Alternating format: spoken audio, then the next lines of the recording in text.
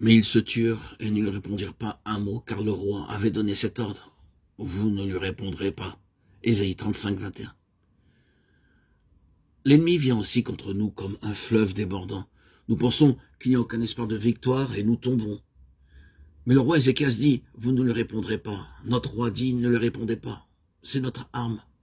Nous n'avons pas besoin d'armes de ce monde pour vaincre l'ennemi. Beaucoup sont séduits en essayant de vaincre le diable par des armes mondaines. 2 Corinthiens 10, 4. Au lieu de cela, attendez. Attendez.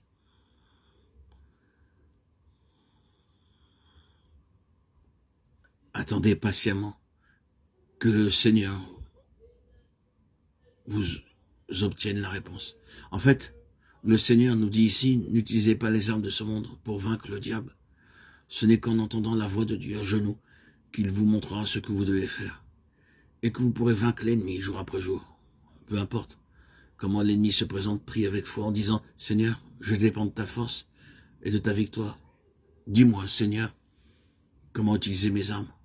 Dieu vous donnera des versets d'Écriture pour vous encourager et vous fortifier. Il est merveilleux de voir comment le diable est vaincu par quelques versets. Vous remarquerez alors que vous passerez par de sérieuses tentations, qu'un petit verset vous viendra à l'esprit, ou qu'en lisant votre Bible, il parlera. Prenez garde, car le diable peut vous séduire en vous faisant utiliser des armes de ce monde. Conservez votre paix, car ce n'est que par sa paix que nous vaincrons le diable. Romains 16, 20. La paix intérieure nous vient en entendant la voix de Dieu. Nous serons ainsi en mesure de vaincre le diable. Qu'il vienne comme un fleuve, comme un lion rugissant, ou comme un ange de lumière. Ézéchias prit la lettre de la main des messagers et la lut. Puis il monta à la maison de l'Éternel et la déploya devant l'Éternel. Ésaïe 37, 14. Nous voyons ici le roi d'Assyrie menacer et avertir le peuple de Dieu. Il envoya en même temps une lettre à Ézéchias. Après l'avoir lu, Ézéchias se rendit au temple. Il était ainsi que son peuple, dans une difficulté extrême,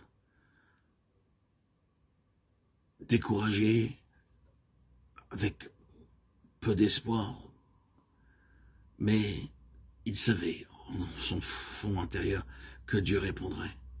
Bien qu'humainement, il n'y avait aucun espoir de délivrance, du fait que le roi d'Assyrie était venu avec une forte armée pour les attaquer et leur infliger une défaite fatale, tout comme il avait vaincu d'autres nations. Et cependant, Ézéchias eut confiance en l'Éternel, et il se rendit au temple. Ainsi, le Seigneur lui répondit et le délivra. Ézéchias pria, bien qu'il ne sache pas ce qui allait arriver, cependant Dieu le savait. Je vous invite à lire Ésaïe 37, 36. Le lendemain matin, la grande armée des Assyriens n'était que des cadavres. Frères et sœurs en Christ, bien-aimés, chers amis, la leçon que nous apprenons est la suivante. Lorsque l'ennemi nous attaque de différentes manières, notre arme est de nous agenouiller dans la prière. Si seulement nous savions utiliser plus souvent nos genoux dans la prière, les tempêtes suscitées par l'ennemi se calmeraient.